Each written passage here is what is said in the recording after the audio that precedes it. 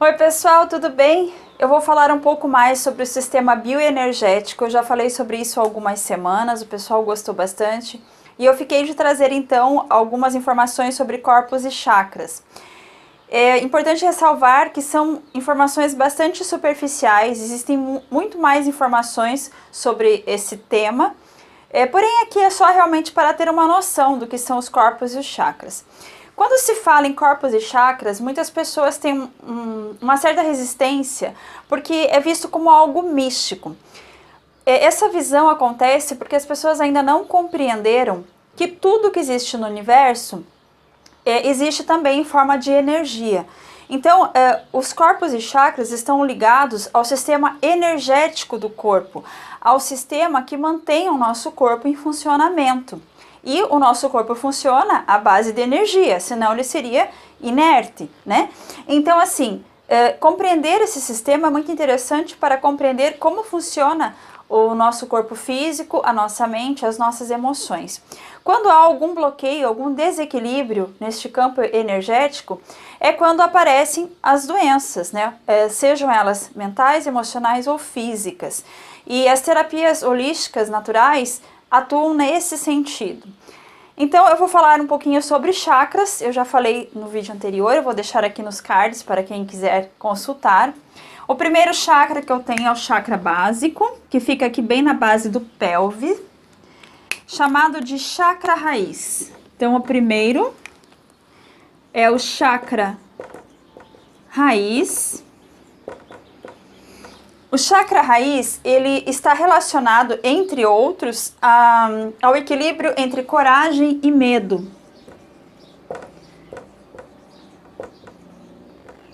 E a sua cor é o vermelho. Aqui eu quero abrir um parênteses, né? O que acontece? Os chakras, eles são vórtices de energia, ou seja, eles giram. Quando eles giram na velocidade adequada, então significa que esse chakra está em equilíbrio. Quando ele gira em uma velocidade mais enfraquecida, ou ao contrário, significa que esse chakra está enfraquecido. E quando ele gira com maior velocidade do que o normal, ele está em hiperatividade. Tanto em estado enfraquecido como em hiperatividade, há então um desequilíbrio nesse chakra. Certo? Esse desequilíbrio pode se manifestar de diversas formas, mas aqui, como nós vamos falar então um pouco mais sobre emoções, seria essa dualidade entre coragem e medo. Uma pessoa que é extremamente medrosa ou uma pessoa que tem tanta coragem que perde a prudência, né? Ou perde a suavidade, digamos assim. E outra característica interessante dos chakras é que eles vibram na mesma sintonização das cores. Então, cada chakra está relacionado a uma cor. No caso do básico, relacionado à cor vermelha, ou seja, a cor vermelha, ela equaliza a vibração do chakra de raiz, quando ele está enfraquecido. Mas quando ele está em hiperatividade, nós utilizamos então a cor complementar para equilibrar esse chakra. Então, os chakras, eles são equilibrados através, entre outros recursos, através das cores, certo? Então, por isso que eu vou colocando a cor de cada um ali, tá? O segundo chakra que eu tenho é o chakra umbilical. Deixa eu marcar aqui, ó. Ele fica a cerca de 4 dedos abaixo do umbigo. Então, é conhecido como umbilical. Os sentimentos que estão relacionados ao chakra umbilical são as relações e a sexualidade. Tanto as relações que eu tenho com o mundo, com o outro, quanto a sexualidade. E a cor desse chakra é o laranja. Quando há algum desequilíbrio, então, em relação à sexualidade ou a relacionamentos com o externo, geralmente há um desequilíbrio neste chakra. Então, por exemplo, uma pessoa que não tem nenhuma vontade de ter relações sexuais deve estar com esse chakra enfraquecido. E a pessoa que tem muita vontade, né, que é quase insaciável, está com esse chakra em hiperatividade. Uma coisa interessante aqui do chakra raiz que eu não falei, é que o chakra raiz ele é responsável pela conexão com a terra, com o aqui e agora. Então, quando a pessoa fica com aquela sensação de que ela quer ir embora, de que ela quer sumir, de que ela quer fugir, geralmente existe algum problema com esse chakra da raiz. Problemas financeiros também estão relacionados com esse chakra. O primeiro chakra, ele é muito relacionado com o mundo material. Então, sempre que eu tenho um distúrbio nele, isso se reflete, então, no meu mundo material, com problemas realmente do mundo da matéria, tá? Terceiro chakra que eu tenho é o chakra do plexo solar, que fica mais ou menos nessa região, abaixo das costelas. Então, é o chakra do plexo solar. No chakra do plexo solar, eu vou ter, então, como sentimentos o orgulho e a humildade. E a cor é o amarelo. Então, uma pessoa que é extremamente humilde, né, que se abaixa para todas as situações, até quando não deveria, ou a pessoa que é extremamente orgulhosa, que chega a ser arrogante, tem algum distúrbio nesse chakra. O chakra do plexo solar, ele também é responsável pela relação com o eu, ele é o responsável pelo ego. Então é preciso bastante cuidado, porque é através do chakra do plexo solar que nós recebemos os ataques energéticos, né? Porque se eu estou suscetível na relação com o meu eu acabo deixando também suscetível o meu chakra do plexo solar. Tanto que uma das formas de proteger esse chakra é cruzar as mãos e manter nessa posição. Se você perceber que está conversando com alguém que tem uma energia densa, né? Ou se o assunto tomar um rumo denso, então fazer este movimento é uma das formas de proteger o chakra do plexo solar.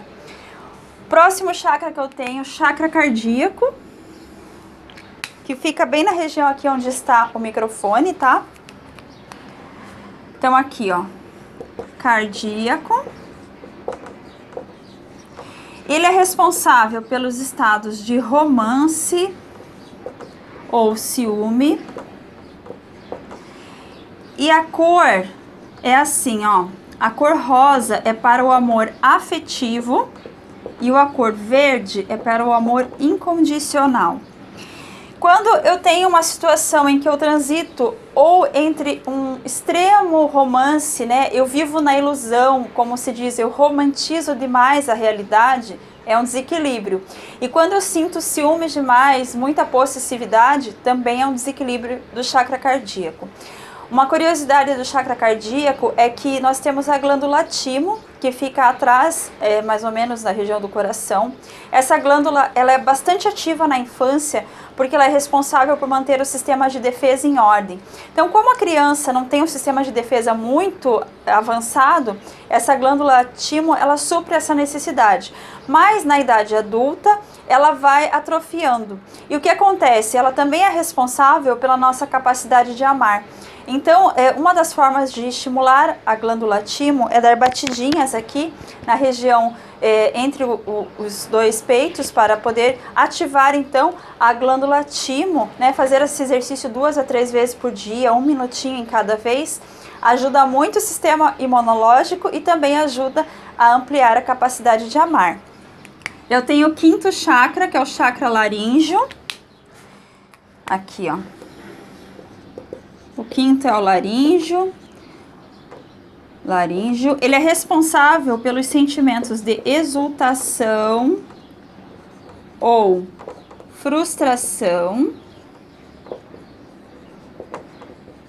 E a cor deste chakra é o azul claro. Esse chakra está muito ligado à capacidade de você expressar o que você sente, o que você pensa, a sua criatividade.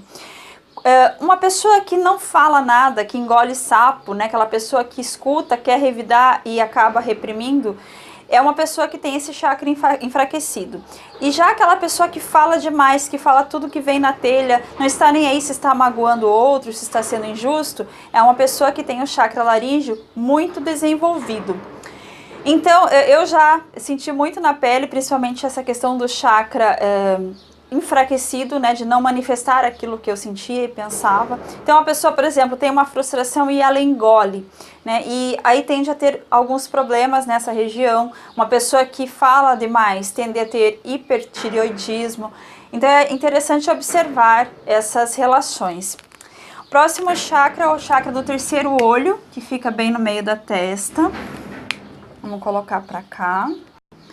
Ele é responsável pelos sentimentos de clareza ou confusão. E a sua cor é o azul índigo, ou seja, o azul escuro. Então, quando uma pessoa está em estado de confusão, ela tem dificuldades para chegar a conclusões, para enxergar o abstrato, o chakra está enfraquecido. E, por outro lado, a pessoa que tem clareza em excesso, né, que enxerga até aquilo que não existe, está com o chakra em hiperatividade. E o sétimo chakra é o da coroa, que a gente chama, que é mais ou menos aqui, acima da cabeça, tá? É nessa região aqui. O chakra da coroa, ele é responsável pela satisfação ou sensação de desespero. E a sua cor é o violeta.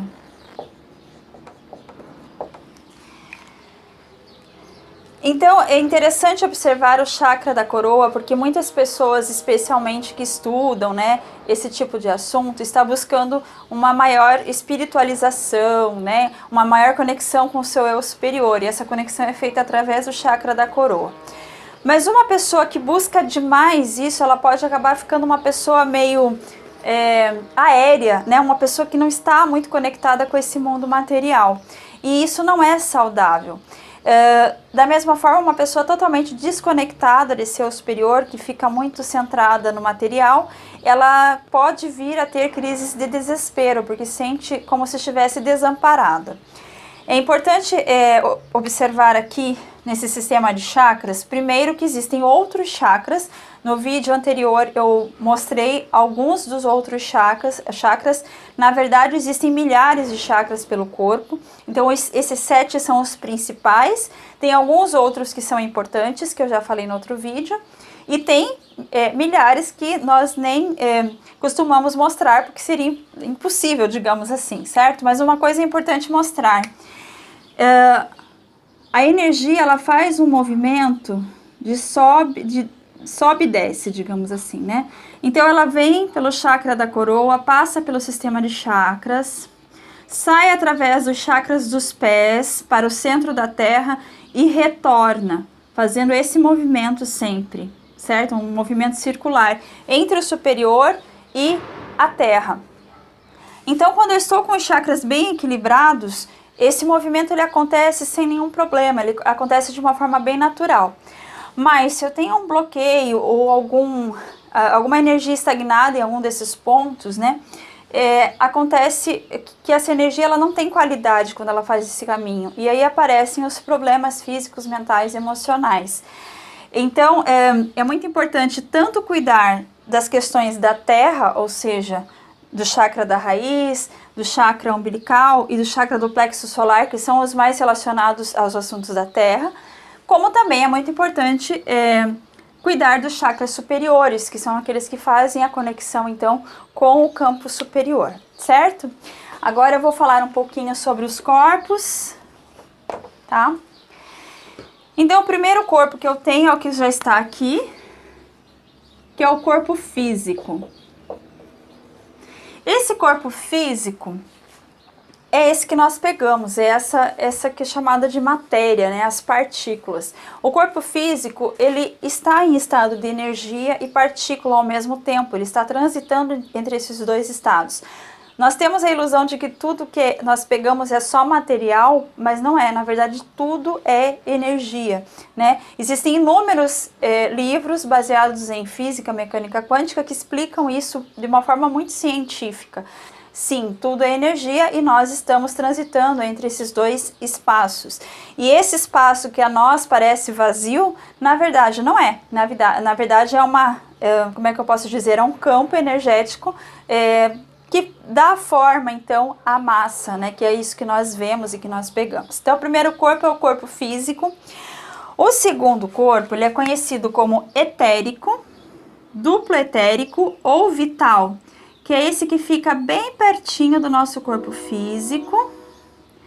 E nesse corpo aqui, que é bem pertinho do físico, é por onde passam os nadis, onde tem os nadis, né? Os nadis são os canais por onde passa a energia vital, a energia prana. E esses nadis formam os meridianos. Os meridianos são os pontos que são utilizados por técnicas para desbloquear a energia. Então, por exemplo, acupuntura, shiatsu, doin utilizam esses meridianos para atuar, então, neste corpo que é conhecido também como corpo vital. Então, é aqui que atua as terapias vital ou duplo etérico. Duplo porque é como se fosse o nosso corpo, só que ele está, né, numa forma etérea. Terceiro corpo é o corpo emocional, aqui. No corpo emocional é onde ficam ancorados os traumas. Então, sempre que acontece alguma coisa que nós não conseguimos lidar bem emocionalmente, é porque está ancorado no corpo emocional. Quarto corpo, quarta camada, é o corpo mental. Então, é o corpo mental. E o corpo mental, ele se desenvolve através da qualidade das nossas informações. Se nós temos um cotidiano pobre em informações, ou seja, nos envolvemos sempre com as mesmas atividades, com as mesmas pessoas, sem sair da zona de conforto, esse corpo mental ele fica enfraquecido. Então, alimentar a nossa mente com informação de qualidade, sempre com informações novas e variadas, faz com que esse corpo tenha uma boa qualidade. Eu tenho então o quinto corpo, que é o supramental ou mental superior. Esse corpo é o responsável pela nossa intuição.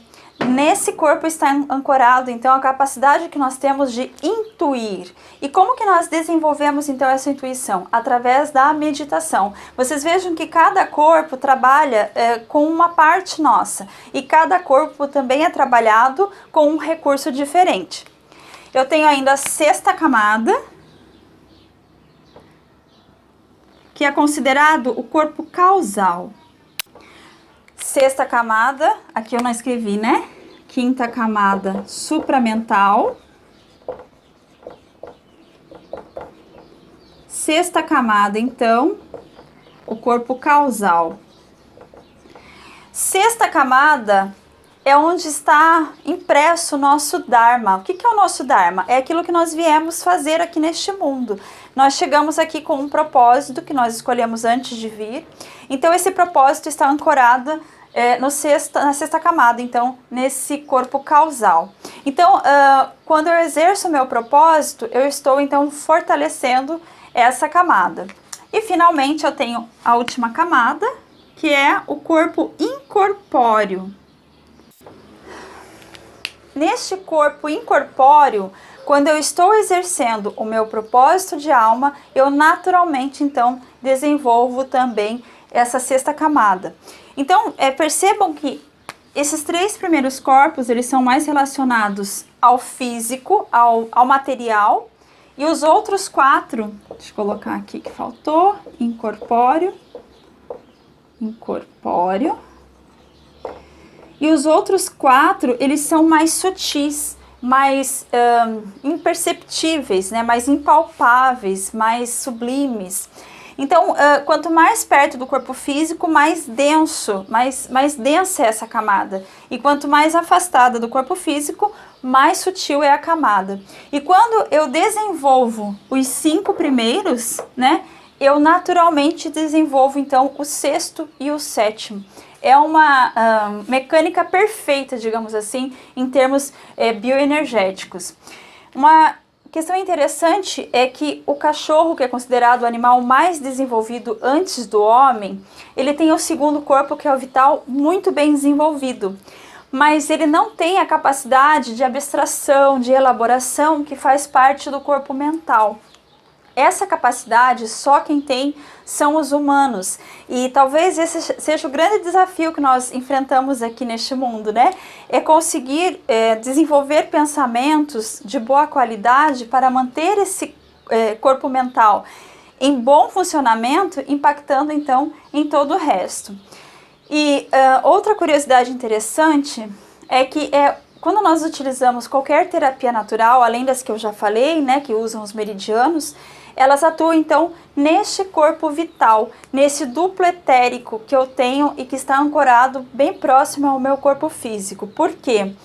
Quando eu consigo resolver as questões dessa camada do corpo vital, geralmente os sintomas eles se dissolvem, né? Porque quando chega a se manifestar algo no corpo físico, é porque isso já vem das camadas, né? Há alguns problemas que estão ancorados no corpo emocional, no corpo mental, mas quando nós falamos de terapias naturais, então elas estão atuando no corpo vital, que é esse que está o mais pertinho do nosso corpo físico. Outra curiosidade interessante é que os arquétipos eles se manifestam através da intuição. Então, quando eu tenho aqui, ó, o quinto corpo bem desenvolvido, eu tenho uma boa possibilidade de estar manifestando os arquétipos de uma forma bastante saudável, né? E é isso, pessoal. Eu espero que tenham gostado, espero que tenha ficado um pouco mais claro esse sistema maravilhoso que nós só compreendemos quando nos aprofundamos, né, um pouco mais. Então, eu realmente, assim, deixo aqui a orientação de que quem gostou do assunto busque se aprofundar, porque existem vários livros e cursos sobre o tema e é muito interessante compreender essa dinâmica energética do nosso organismo, né? Nosso organismo vivo. Eu vou deixar um PDF com essas explicações por escrito, um resuminho para quem gosta de acompanhar por escrito. E eu espero ter ajudado e volto então com o próximo vídeo. Até mais!